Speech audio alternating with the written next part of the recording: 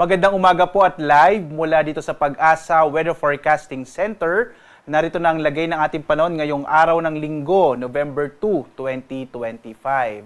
At sa ating latest satellite images, nasa labas na po ng Philippine Area of Responsibility yung isang low pressure area malapit sa Palawan. At hindi na po ito nakakaapekto sa ating bansa. Hindi rin naman natin ito inaasahang magiging bagyo at papalayo na po. Maaari na rin itong malusaw dito sa may kanlurang bahagi ng ating bansa. Samantala, inaasahan naman natin ang mga mahihinang pag-ulan na dulot ng northeast monsoon o amihan, partikular na sa may bahagi ng Batanes kasama yung Ilocos region. Habang itong shear line, makita nyo halos marami pong mga kaulapan dito sa may silangang bahagi ng Northern Luzon. Magdadala po yung shear line o yung bangga ng mainit at malamig na hangin ng mga pag-ulan, partikular na dito sa may area ng Cagayan Valley region at gayon din sa may Cordillera. Mag-ingat po sa mga posibilidad ng mga biglaang pagbaha at pag-uho ng lupa, dulot nga ng mga pag-ulan na dala ng shear line. Ang malaking bahagi ng ating bansa ngayong araw, makararanas naman ng mas maliwalas sa panahon. Maliit yung posibilidad na malalakas sa mga pag-ulan sa umaga hanggang sa tanghali, pero inaasahan pa rin natin yung mga localized rain showers and thunderstorms sa hapon hanggang sa gabi. Makikita nyo po, malaking bahagi ng Luzon, ng Visayas, malaking bahagi ng Mindanao, halos walang masyadong mga kaulapan. Kaya posible po, ngayong araw ng Linggo, ay maliit yung posibilidad pa ng pag-ulan sa umaga hanggang sa tanghali. Samantala, minomonitor na po natin ang papasok na bagyo. Nasa labas pa po ito ng Philippine Area of Responsibility, pero inaasahan itong papasok sa loob ng PAR ngayong araw. Huling namataan, itong si tropical storm na may international name na Kalmegi. Yung Kalmegi po ay seagull po, yung ibig niyang sabihin. At ito po ay kinontribute po ng North Korea. So, ito po ay inaasahan nating papasok ng Philippine Area of Responsibility ngayong araw. At huling namataan, 1,230 km silangan ng Eastern Visayas. Taglay yung pinakamalakas na hangin, nasa 85 km per hour malapit sa gitna. Pagbugso naman nasa 105 km per hour. Ito ay kikilos pa kanluran, hilagang kanluran sa bilis naman na 15 km per hour. Sa ngayon po, makikita natin medyo malayo pa yung bagyo. At least for today, hindi pa ito direktang nakakaapekto sa ating bansa. Naglabas po tayo nitong latest track ng inaasahan nating papasok na bagyo na tatawagin po nating Tino. So ito po yung ating latest track ng papasok na bagyo at makikita nga po natin na papasok na ito ng Philippine Area of Responsibility ngayong umaga at tatawagin nating Tino. Posible po, base sa track natin na yung sentro po nito ay maaaring mag-landfall, possible po dito sa may area ng Caraga or dito sa may area ng Eastern Visayas pagdating ng araw ng Martes. Mapapansin ho natin, medyo magiging mabilis po itong bagyo na to, kaya kailangan maghanda na po yung mga kababayan natin. Dahil inaasahan din natin na maapektuhan itong bagyong Tino, ang malaking bahagi ng Kabisayaan, maging itong northern part ng Mindanao at itong area ng Southern Luzon, maging itong bahagi ng Bicol region. Maaari namang lumabas ito sa may katubigan po ng West Philippine Sea, so maaring dumaan din sa may area ng Northern Palawan, pagdating po ito ng araw ng Martes or Miyerkules.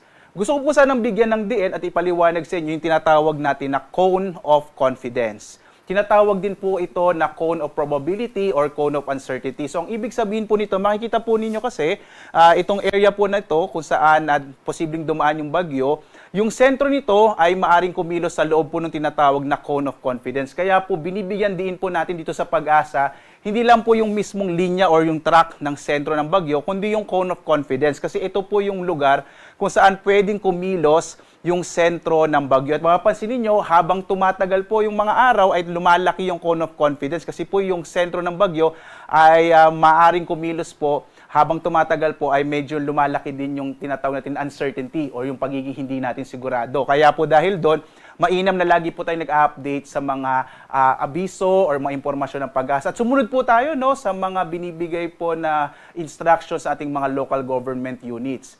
Narito pa po yung ibang impormasyon dito sa bagyong ating binabantayan na papasok na po ng PAR. At maaari na po itong makaapekto, maapektuhan nyo yung ating lagay ng karagatan at yung ating panahon within 24 hours starting po mamayang gabi. Yung mga kaulapan nito magpapaulan na sa may silangang bahagi ng Kabisayaan at gayon din sa may area ng Caraga. As early po as today, maaari na rin tayo magtaas ng Tropical Cyclone Wind Signal number 1 at base po sa ating intensity forecast posible po hanggang signal number 4 or tinatawag po na hanggang typhoon category po itong bagyong papasok po or tatawagin natin bagyong Tino. Inaasahan din natin na bukas magsisimula na po yung mga malalakas na mga pag-ulan, lalong-lalo na po sa may bahagi ng Eastern Visayas at gayon din sa may Caraga, dulot ng papasok na bagyo. At inaasahan din po natin, maaari tayong magtaas nitong gale warning within the day, maaari po mamayang hapon or mamayang gabi or early morning po bukas. So mag-ingat po yung mga kababayan natin. Ngayong araw ng linggo, generally, fair weather pa po sa malaking bahagi ng Kabisayan at Mindanao. Sana gamitin po natin yung pagkakataon nito para maghanda. Ngayong araw naman dito sa Luzon, posible po yung mga pag-ulan na dulot ng shear line, particular na dito sa may area ng Cagayan Valley at Cordillera, habang may hinang mga pag-ulan na dulot naman ng northeast o monsoon o amihan ang mararanasan, particular na sa Ilocos Region, at gayon din sa may area ng Batanes. Sa nalalabing bahagi po ng Luzon, ngayong araw inaasahan natin mga localized thunderstorms naman ang mararanasan. Maliit yung posibilidad ng mga pag-ulan sa umaga hanggang sa tanghali. Agwat ang temperatura sa Lawag, 25 to 31 degrees Celsius. Sa Tuguegarao, 24 to 29 degrees Celsius. Sa Baguio, 17 to 25 degrees Celsius.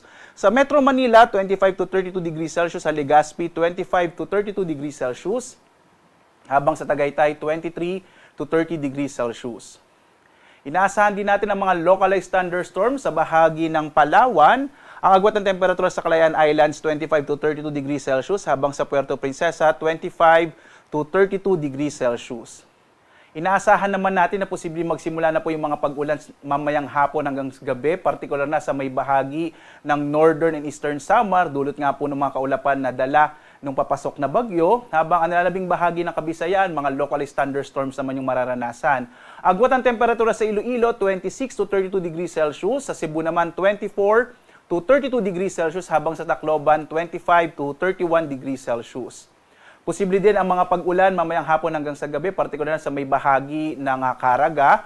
Partikular na po itong area ng Dinagat Island at Surigao del Norte, dulot ng mga kaulapan na dala ng papasok na bagyo. Ang nalabing bahagi naman ng Mindanao makararanas sa mga localized rain showers and thunderstorms sa hapon hanggang sa gabi.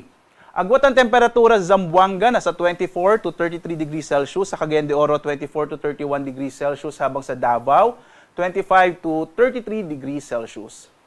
At narito po ang ating inaasahan na magiging lagay ng ating karagatan. Sa ngayon po, wala pa tayong nakataas na gale warning, bagamat binanggit ko nga po kanina, posibleng mamayang gabi or early morning tomorrow ay magtataas po tayo ng gale warning, particular na dito sa may silangang bahagi ng Kabisayaan at maging dito sa may northern part ng Luzon, dahil naman po yan sa inaasahan natin paglakas ng northeast monsoon o hanging amihan. Sa ngayon po, ligtas pa rin naman po malaot yung mga sakyang pandagat at mga bangka sa mga baybayin ng ating bansa. Lalo na po sa may bahagi ng kanurang bahagi ng ating bansa kung saan banayad hanggang sa katamtaman ang magiging pag-alon ng karagatan.